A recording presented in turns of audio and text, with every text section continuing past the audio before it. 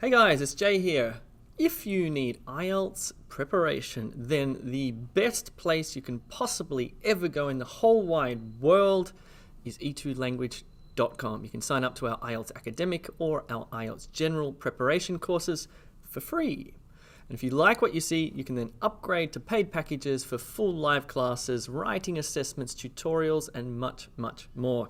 Check it out. Anyway, I hope you enjoy the class. Ciao. Hi everyone, I'm Alex from E2 Language. Let's do a mini IELTS reading test together.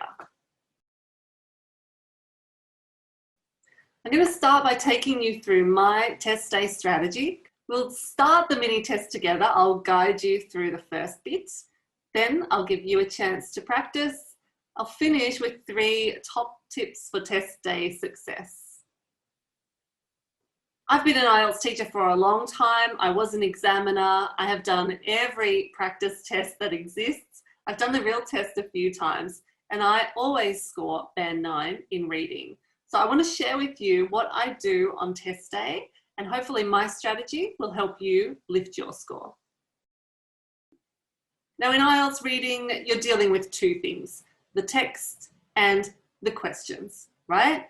In the mini test today, we're using a much shorter version of the text and fewer questions than in the real exam. Let me show you. This is the text we're going to use, just 4 paragraphs. It's about 270, 280 words. If you're doing academic in the real test, you have 3 big texts. Each one is 750 to 950 words. Okay, so much longer than this one. In the mini test today, have a quick look. We've also got 8 questions.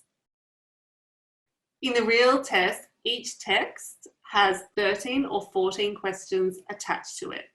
And those questions come from 2, 3, or 4 different question types. So you may have, for example, headings match, multiple choice, and true, false, not given, something like that. As you can see here, we've just got 2 different question types. Now, question type is very important because it will guide your strategy or your method. Okay, so if you are familiar and well prepared for IELTS, you would already know the 2 question types that were on the screen. If you're new to IELTS, let's have a look at it together. Here's our first set of questions, 1 to 4. The instructions say, the reading passage has 4 paragraphs, A to D. Which paragraph contains the following information? This is the question. Which paragraph contains the following information? Choose the correct letter, A to D, and NB or note, you may choose any letter more than once. Do you know this question type? Match information. And this is what it looks like in the computer delivered format. It's a bit different to the paper delivered format. So computer, you have this table. And you can see the 4 questions down the side there, and then the 4 paragraphs along the top, A, B, C, and D. And the question is asking you, where is this information? So for number 1, a reference to worms' role in natural disasters. Is that information from paragraph A? Tick that column. Is it from B, C, or D? Now it's definitely in one of them, and it's in only one of them. But the instructions do say you may choose any letter more than once. What this means is that number 1 may come from paragraph A, and number 2, a comparison of different types of wildlife, this could also come from paragraph A. So by that logic, it also means that there may be 1 or 2 paragraphs which contain no information, no answers. So possibly you don't need to tick anything in column C or column D. Depends on the test. For an in-depth look at this question type, check out the method video in the reading section of the course on e2language.com. But just 2 more things to keep in mind for today's test. Number 1, match information questions are not in order. Of course, that would be too easy. And number 2, skimming and scanning is not really going to help you in terms of method here. Let's see our other set of questions. Questions 5 to 8. Do the following statements agree with the views of the writer? Choose yes if the statement agrees with the views of the writer. Choose no if it contradicts. Not given if it's impossible to say what the writer thinks. Of course, this is yes, no, not given. Very similar to true, false, not given, but yes, no, not given sometimes asks you about the writer's attitude, the writer's opinion, an inference about what the writer thinks. Whereas true, false, not given, just based on facts. But really, strategy-wise, you're going to deal with these in the same way. So back to test A strategy. The first step there is to check the type of question. And honestly, that takes 1 second. You have a look, I can see match information, I can see yes, no, not given. That helps me decide what the most efficient and effective strategy to use is going to be. Particularly when I see match information, I know what strategy is best. So rather than tell you about it, I'm going to show you. Follow me as I take you through the first part of our mini reading test. So here we've got paragraph A on the screen and all 8 questions on the right. But for the moment, I'm going to ignore those questions and just focus on the paragraph. So just trust me here, go with me, follow me, let's read it together. Let's go. Climate change and human intervention are fast tracking the world's loss of biodiversity. However, it seems that not all wildlife is created equal in our eyes. Take the earthworm. Aesthetically challenged, it lacks the appeal of larger, more charismatic animals, such as gorillas, tigers, or pandas, whose plights, whose struggles are well known. But what biologist Darwin rightly recognized is that worm conservation is much more important once we factor in their provision of what we now call ecosystem services. Now, before you go back and start reading again, let's go straight to the questions and deal with them. And let's go one by one. 1 to 4. Now we're looking here at the information. Remember, the question is, which paragraph contains this information? Question 1.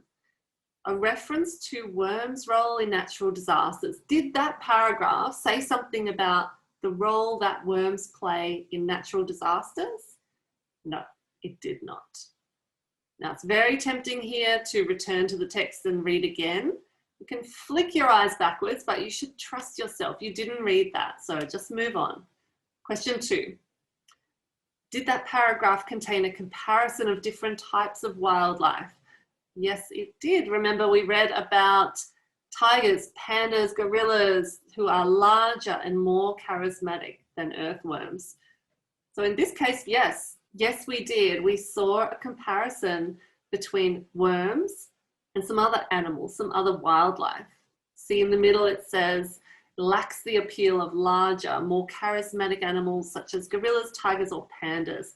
So number 2, yes. Now remember, the instructions told us you may choose any letter more than once, or you may find more information in one paragraph. So keep reading the questions. 3, did we see examples of substances that can negatively affect earthworms? Negative effects on earthworms? Nothing about that. Question 4, did we see a reference to an expert who understood the importance of certain animals? Yes, we did. It didn't have the word expert, but we saw biologist Darwin rightly recognize that worm conservation is much more important, blah, blah, blah. So that's an expert, a biologist.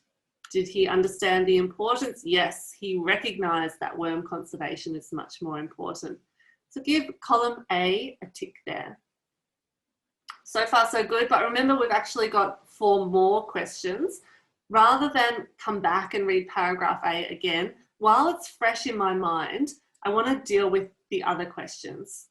Okay, so here we've got 5, 6, 7, and 8. Now the good thing about yes, no, not given, these questions come in order. So when I find number 5, number 6 will be after it. Question 5 says, people tend to consider all animals as equal. Did we see something about that in the paragraph? Yes, we did. In fact, in the second line, it says, it seems that not all wildlife is created equal in our eyes. Not all wildlife is created equal in our eyes from our perspective. So Do people consider all animals as equal? No. So in fact, the writer clearly said the opposite. The writer contradicted this statement. We do not see animals or wildlife as being equal. All right, what about question 6? Earthworms eat more than their body weight each day. We haven't read anything about that yet. So possibly this answer is not given, or maybe we just haven't got there yet. In the real test, I would quickly read 7 and 8 as well, just so that I recognize that section when it appears. 7 says pesticides can be deadly to earthworms. Pesticides is a really good keyword to look out for. And number 8, worm health is a good indication of soil health. So I've just got those ideas in the back of my mind, but now I'm ready to go on to paragraph B and do the whole thing again. I'm going to read B, look through the information, and look through the yes, no, not given statements, and then move on to paragraph C and D. Your turn now. So here is paragraph B. My advice to you is to follow the strategy. Read paragraph B, then read through the info, then the yes, no, not given questions in that order. Also remember that paragraph C and D are coming up next, so not all of the answers are going to come from paragraph B. 1.5 minutes, how many questions can you answer?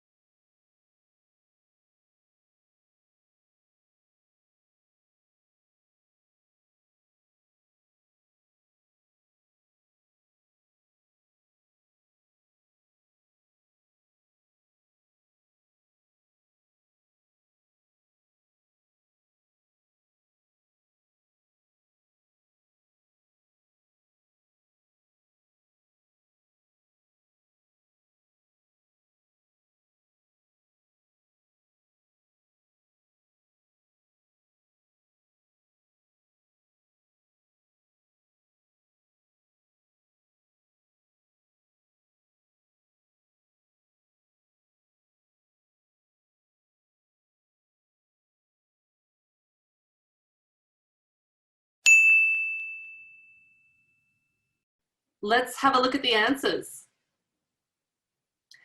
So from the information match, number 1, did you read about a reference to worms' role in natural disasters? Nope. And number 3, did you see examples of substances that can negatively affect them? No. And it's completely fine. There was no information in paragraph B, so we move on to yes, no, not given. Question 6 said earthworms eat more than their body weight each day. This question can be answered from paragraph B, and hopefully you got it right. It was yes. So we've still got 4 questions to go, and we've got 2 more paragraphs to read. I'm going to put them on the screen and give you 3 minutes to finish this off. Go for it.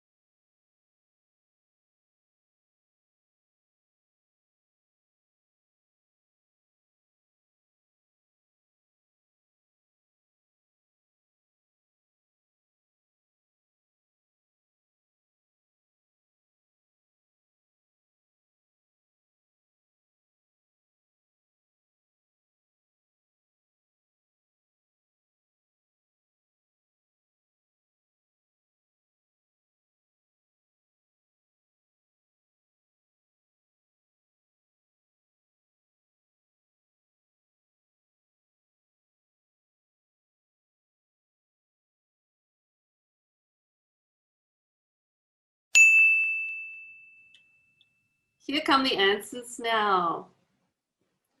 So question 1, a reference to the worm's role in natural disasters. That was in paragraph C, where it mentioned flooding and erosion. Number 3, examples of substances that can negatively affect earthworms. Where was it? Paragraph D. That paragraph talked about pollutants, pesticides, heavy metals.